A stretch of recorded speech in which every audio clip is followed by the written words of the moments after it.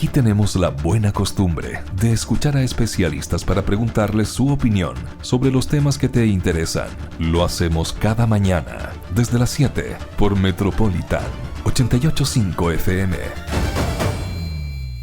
Bueno, estamos verdaderamente bombardeados por la incertidumbre que se ha instalado, muy probablemente con alguna intención, de la inestabilidad del sistema de salud, particularmente aquel que está relacionado con la salud privada y los prestadores privados de salud, que son las ISAPRE, que quiebran, que no van a resistir, que el cumplimiento de la Corte Suprema respecto del llamado fallo GES, que el gobierno ha hecho una propuesta que ha sido de ley corta, ¿cierto?, que además la incluyó ahora en el proyecto de ley de reajuste al sector público para poder hacerla más rápida, que se pidió el adelantamiento del indicador de costos de la salud, el ICSA, que es una especie como de IPC de las ISAPRES, claro, para poder adelantar la plata, para que puedan resistir esta baja del 12% por el cumplimiento del fallo GES, etcétera, etcétera. Queremos saber qué está pasando.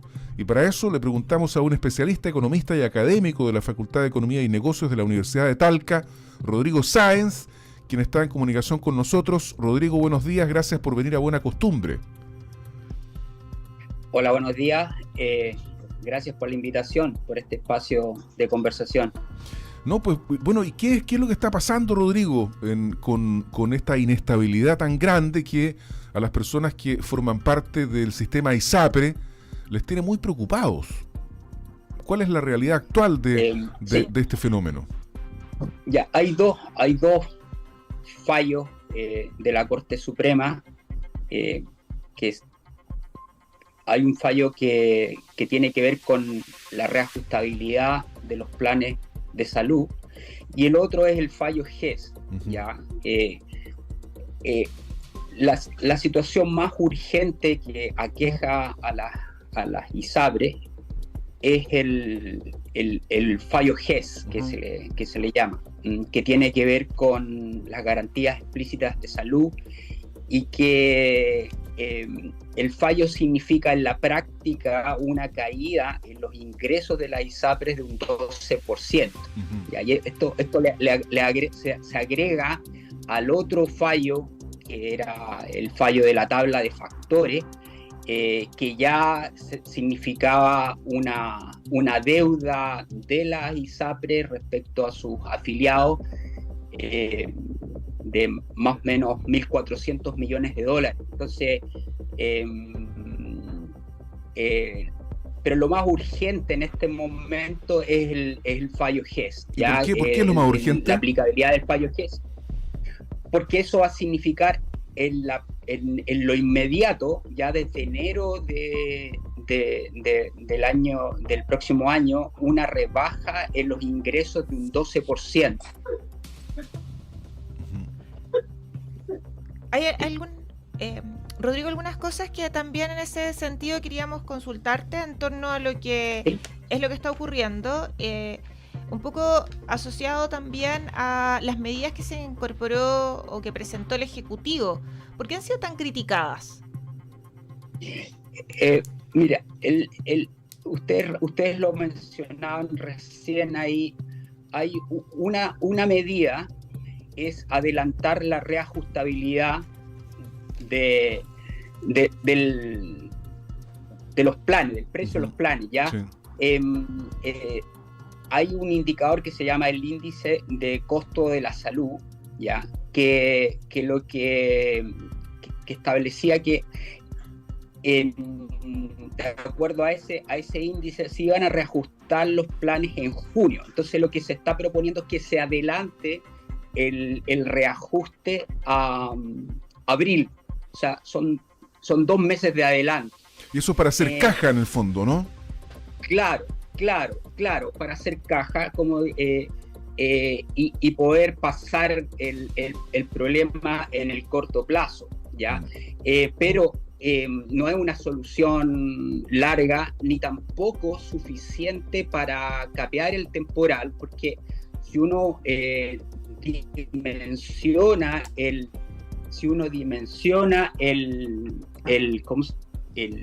efecto sobre los ingresos, ¿ya? uno estaría hablando de más o menos lo que significa adelantar el reajuste. Estamos hablando más o menos de 2,8% de los ingresos de la ISAPRE, y los ingresos están cayendo en un 12%, entonces no alcanza ni siquiera a un cuarto de la merma que significa sobre los ingresos el fallo GES. No sé si me explico. Sí. Rodrigo Sáenz, economista y académico de la Facultad de Economía y Negocios de la Universidad de Talca. ¿Y qué es lo que proponen las ISAPRE? Porque hasta el minuto yo he escuchado solo críticas. No resistimos, el sistema colapsa, el sistema deja de funcionar, pero finalmente son las ISAPRES las que incumplieron, las que cobraron en exceso, las que cobraron lo no debido, las que cobraron lo que no debían hacer, pero finalmente uno no escucha proposiciones, o si las hacen, las harán en privado, en la mesa de negociaciones, en la cocina. Y algunos apuntan de que probablemente lo que están haciendo las ISAPRES esperando un salvataje por parte del gobierno. No, hay... a ver... acá hubo una comisión de expertos del Senado, mandatada por el Senado, ¿no es cierto? Y esa comisión por la Comisión de Salud del Senado, y esa comisión llegó a un informe, y hay que entender también que el fallo inicial de la Corte Suprema, el fallo inicial, no establece montos a devolver. Uh-huh. De hecho, mandata a la Superintendencia de Salud a hacer ese cálculo. Cuando la Superintendencia de Salud hace el cálculo, ya llega a una cifra de 1.400 millones de dólares. La comisión experta, por otro lado, la comisión experta mandatada por la Comisión de Salud del Senado, habla de 400 millones de dólares. Lo que se debería devolver. Entonces, esto lo digo para que para que se entienda que el tema de la devolución no es un tema exacto, como uno podría decir. Imagínense, hay una diferencia de 1.000 millones de dólares entre lo que dice la Superintendencia de Salud y lo que dice la comisión experta. La comisión. Sí, entonces, y de hecho la Corte Suprema en el fallo de la Corte Suprema no habla de monto, ¿ya? Sino que estos montos a devolver, de aplicar, ¿no es cierto?, en la forma de vida, la tabla de factores, ¿ya? La de 2019, no habla de monto. Entonces, claro, si ustedes me dicen, me preguntan cuál es la posición de la ISAPRE, claramente que la posición de la ISAPRE se acerca bastante más a lo que dice la comisión experta del Senado.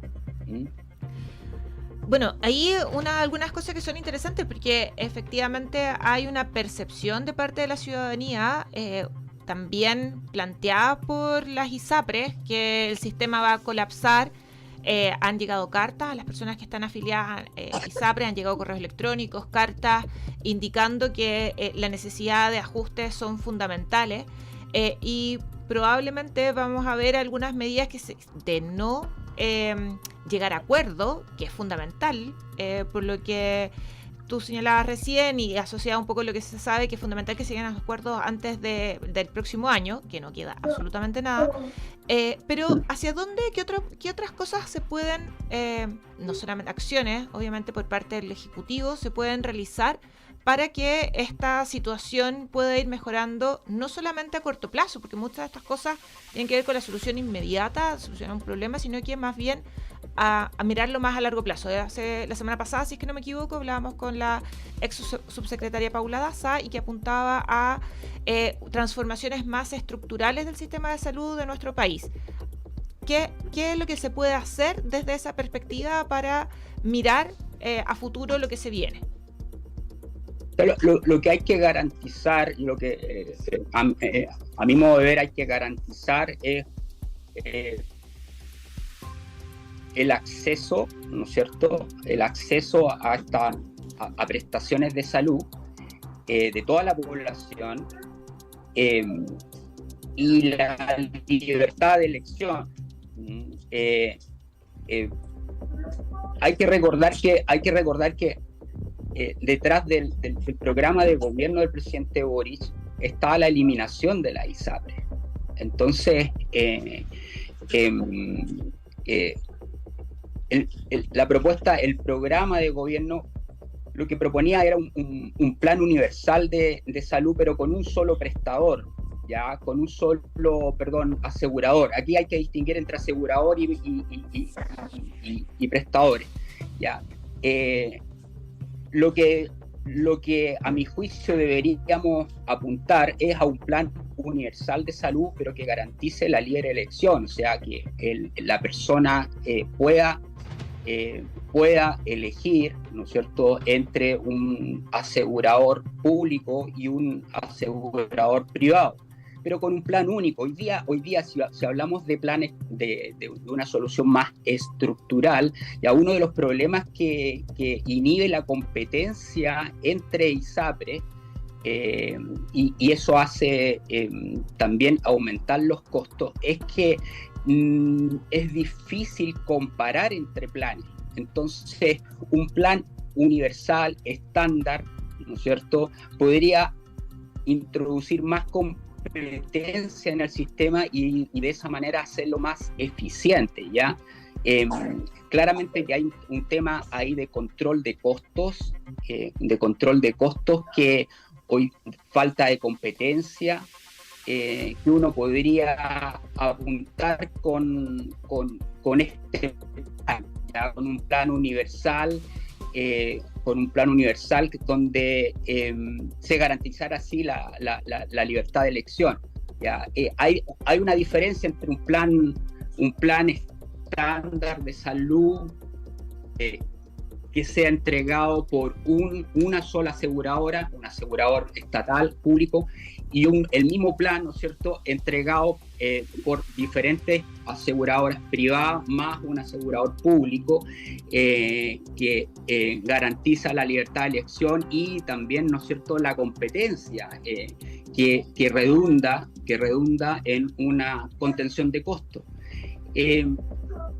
Ahora, en términos del impacto que está significando esto, o sea, no impacta solamente, y esto se ha dicho ya innumerables veces, pero no está de más repetirlo. Acá no son las ISAPRE las que están siendo perjudicadas, entre comillas, ya con este fallo, con la implementación de este fallo, sino que están todo el sistema de salud. Mire, hoy día el 60% de los ingresos de las clínicas, o sea, de los prestadores privados, depende de los ingresos de la ISAPRE. Las ISAPRES hoy día le están debiendo a los prestadores privados, le están debiendo más o menos 500.000 millones de pesos. O sea, estamos hablando de como cerca de 600 millones de dólares. ¿Ya? Entonces imagínense lo que significaría que colapsara la ISAPRE, quebrara la ISAPRE. Eso significaría que prestadores privados, centros médicos, clínicas, etcétera, podrían también colapsar. O sea, no estamos hablando solamente de la industria de la ISAPRE, acá estamos hablando de, no sé, alrededor de 3 millones de usuarios en el caso de la ISAPRE y de los usuarios de FONASA, ¿no es cierto? O sea, si usted traslada 3 millones de personas, 2 millones y medio de personas de afiliados a recargar ahora el sistema FONASA, o sea, usted tiene una crisis sistémica. De todas maneras. Claro. Ahora, el problema es que si la ISAPRE no es un problema solamente que se circunscriba a las ISAPRES y a los usuarios de ISAPRE, eso que sí. Lo que pasa es que si las ISAPRES no hubieran cobrado de más, no se habría producido este problema. O sea, cualquiera fuera la cifra correcta, los 1.400 de la superintendencia, millones de dólares, o 600 millones de dólares de la comisión experta, es plata que se embolsaron sin tener causa justificada, digamos. O sea, Claro, El problema fue originado por las ISAPRES, que en este hay un caso pecado original. aparecen como víctimas, digamos, de todo esto. ¿Ah? No son víctimas las ISAPRES.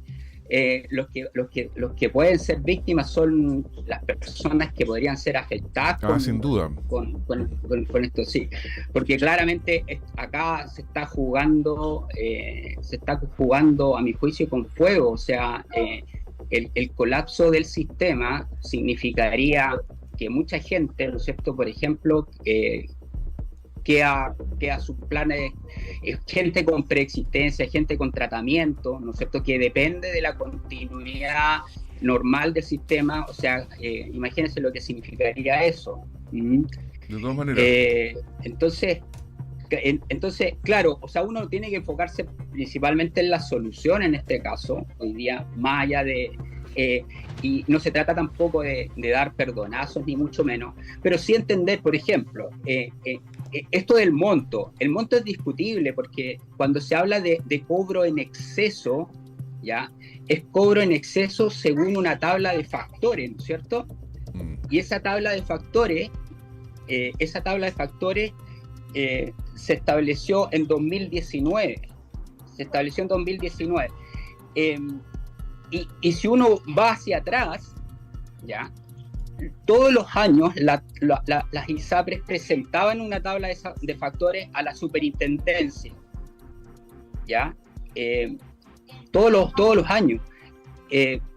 Entonces, y la superintendencia la validaba. No sé si me explico. Claro, pero hubo un momento en que eso se detuvo, digamos, y se estableció la ilegalidad del cobro, y de ahí para adelante es la sanción de la Corte Suprema, que no es una sanción del gobierno, digamos. O sea, y es transversal políticamente. Exacto, así es. Bueno, se nos fue el tiempo, profesor. Desgraciadamente, el tiempo destinado para la conversación ya se ha terminado. ¿Ah? Así que gusto. Queremos agradecerle mucho a Rodrigo Sáenz, economista y académico de la Facultad de Economía y Negocios de la Universidad de Talca, por haber estado con nosotros esta mañana. Gracias. Rodrigo. No, un gusto. Muchas gracias a usted. Igualmente. Buena Costumbre es actualidad y opinión, con el respaldo informativo de sabes.cl por Metropolitan 88.5 FM.